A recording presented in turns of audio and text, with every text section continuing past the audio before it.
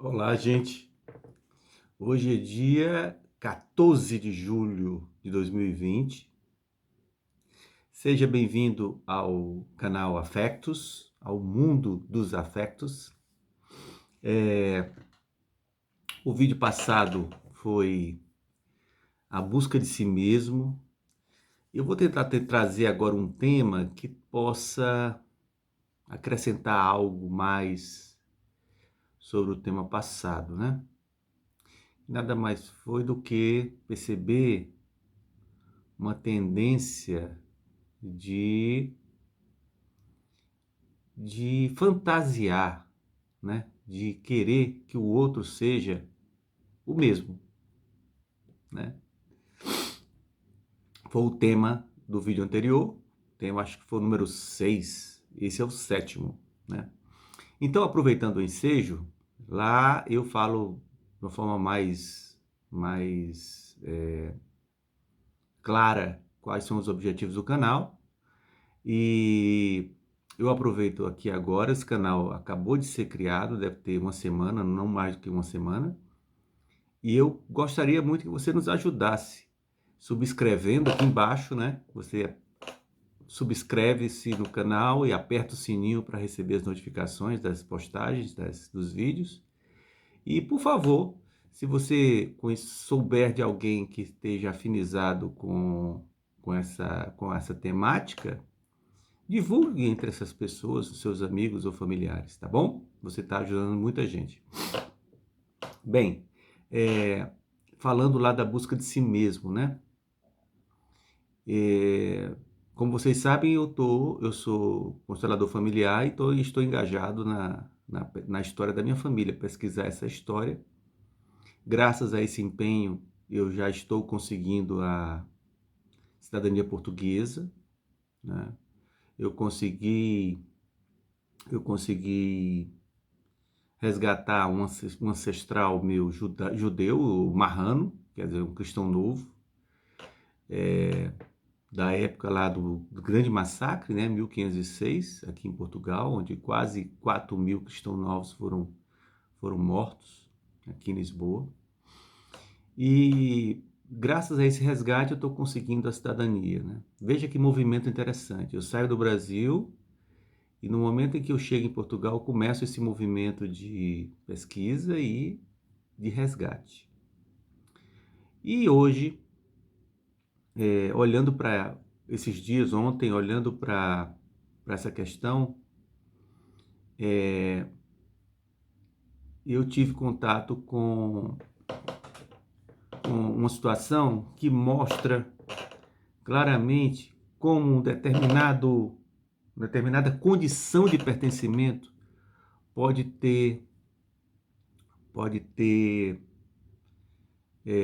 significações totalmente diferentes, efeitos totalmente diferentes. E essa questão que eu vou trazer agora é uma coisa que eu verifiquei na minha história familiar, na história familiar materna. Minha avó materna, Olindina, teve 18 ou 19 filhos. E eu tenho conhecimento de que pelo menos 4 desses filhos foram dados, em circunstâncias diferentes, mas foram dados, ofertados para pessoas da família, no caso tios avós, né? No caso, a maioria deles eram tios avós do meu avô Genô, irmãs do meu avô Genô, e teve um deles que foi o Gideone, que foi para minha tia-avó Otília, que eu preciso resgatar mais essa história. E a minha mãe também, que passou pela mão da tia-avó chamada Tiainha, e depois foi para minha tia Terezinha, que também, por sua vez, foi dada para essa tiainha. Para vocês sentirem o drama, tá certo? Só que a minha mãe foi dada já com a idade de criança, assim, 7, 8 anos, né? Enquanto que os outros foram no seu Gideone, mas tia Terezinha foi bebê e Joselita foi bebê também. Bem, e ontem eu conversando com um primo, ele me contando a situação do pai dele, que a situação do pai dele foi a de que ele nasceu, logo em seguida a mãe morreu. E esse contexto, essa situação, fez com que o tio, o irmão do pai, eu acho que era até mais, um dos mais velhos, resolvesse, parece que já tinha 2 filhas, resolvesse adotar essa criança, no caso o pai dele, né? E aí eu questionei, né? Eu questionei a esse primo, e me conta, como era teu pai, assim, do ponto de vista de olhar para esse passado? O primo falou, rapaz, ele se sentia um afortunado, porque ele foi muito acolhido, muito amado, se dava muito bem com os primos irmãos, né? Primos, irmãos que eram primos também não havia diferenciação, era realmente muito... Ele não tinha como olhar para esse passado com mágoa ou ressentimento. E já a minha mãe, né? E a minha tia, uma outra tia minha, já não conseguiu essa mesma situação, né? Houve também uma situação de oferta do filho, quer dizer, foi vítima desse ato de ter sido ofertada para uma pessoa da mesma família, mas foi ofertada, foi dada, foi excluída do sistema originário, né? Da família de origem. E essas pessoas, nessa condição, da forma como aconteceu, se sentiram ressentidas, magoadas, traumatizadas, literalmente traumatizadas. Então nós temos aí uma condição de pertencimento, que é a primeira lei sistêmica das terapias sistêmicas, né? A lei do pertencimento, que é um direito natural a pertencer à família, né? Houve essa contrariedade a essa lei, houve aí uma desordem, houve aí um desequilíbrio. Quer dizer, você percebe nitidamente que a mesma situação de exclusão do meu primo, da minha mãe, da minha tia, houve a mesma situação de exclusão com efeitos diferentes. O que aconteceu de diferente? No primeiro caso do meu primo lá, do pai do meu primo, houve uma situação, uma contingência, um acidente, a morte da mãe, que é um fato a ser considerado que rompeu o vínculo materno da criança com a mãe por vontade de, vamos dizer, por vontade de Deus, né? A morte levou essa mãe. Esse pai não se sentiu em condições de, naquela situação, além de viver a dor da morte da mãe, ter que se dedicar aos cuidados maternais daquela criança. O pai não tinha condições disso. Então, se houve ali a simpatia de um tio em criá-lo, foi a solução mais amorosa. Então houve uma extrema amorosidade, não houve o descarte, houve a solução para o problema. Vocês percebem isso? A dação, no caso do pai do meu primo, foi a solução mais amorosa. Permaneceu na família, não é? Quer dizer, foi criado por um tio, então havia ali sim uma consanguinidade, não é? Que facilitou muito o processo de aceitação. Por que, gente? Por que os casos de adoção são tão difíceis? Porque na maioria das vezes a adoção, me parece que a estatística é 85% dos casos de adoção são fracassos. Por quê? Primeira questão a ser colocada, que o Bert Hellinger fala muito bem disso. A primeira questão a ser colocada é que a criança está entrando num sistema, numa família alienígena. A criança está no orfanato, ou então a mãe engravida muito novinha, com 15, 16 anos, a criança fica com a instituição, né? E ali aparecem casais que não podem ter filhos para adotar essa criança. Então, essa criança chega numa família totalmente alienígena, estranha. Então a criança passa por um processo muito difícil de busca de aceitação. E aí a grande causa dos fracassos se dá por uma intencionalidade. A criança, quando chega, ela só chega e só deveria chegar porque ela é desejada. Eu quero ser pai, eu quero ser mãe, eu quero ver a continuidade da minha família, eu quero ver essa minha semente progredir nesse mundo, né? Eu quero que o meu filho se case, tenha filhos, eu quero ter netos, eu quero ter bisnetos. Não é assim que a mentalidade nossa de preservação da família, né?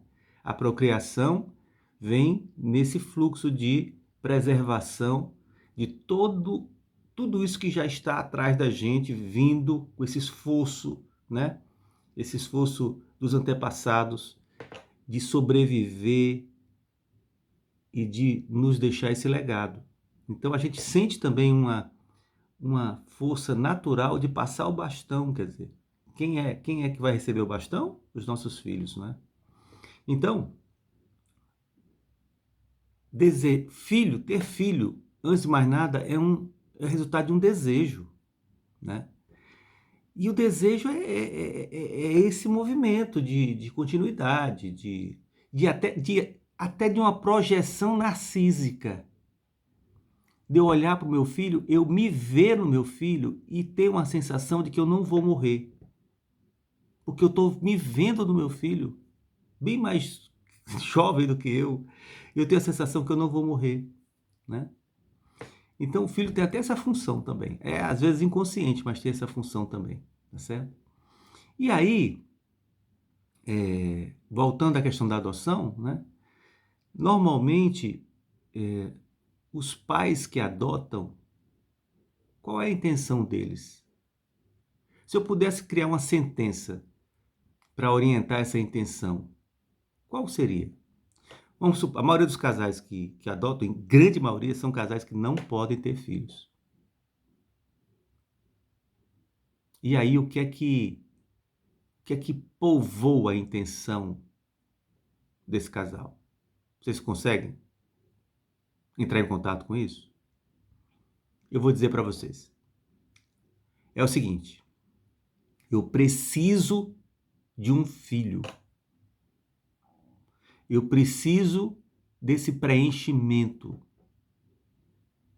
daquilo que eu fui incapaz de oferecer. Normalmente a mulher ou o homem são inférteis. Então, diante da minha impotência, eu tenho culpa, eu tenho um sentimento de culpa ou medo de que essa minha impotência leve meu casamento ao fracasso. Eu preciso sentir a sensação de ser mãe ou de ser pai. Eu preciso, mesmo que dessa forma artificial, de ter um filho que não é meu, mas sentir essa sensação de continuidade. Então, a mãe, os que estão adotando, olham para a criança como que diz assim, eu preciso de você. Eu quero que você ocupe um vazio.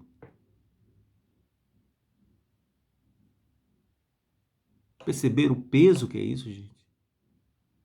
Vocês percebem o que é isso? E o nome disso chama-se mais um tipo de filiação funcional. É aquele ser que vem já algemado, acorrentado, escravizado por uma função. Você está aqui para salvar meu casamento. Você está aqui para preencher um vazio. Você está aqui, meu filho, para me salvar. Vocês percebem isso, gente? Como é difícil?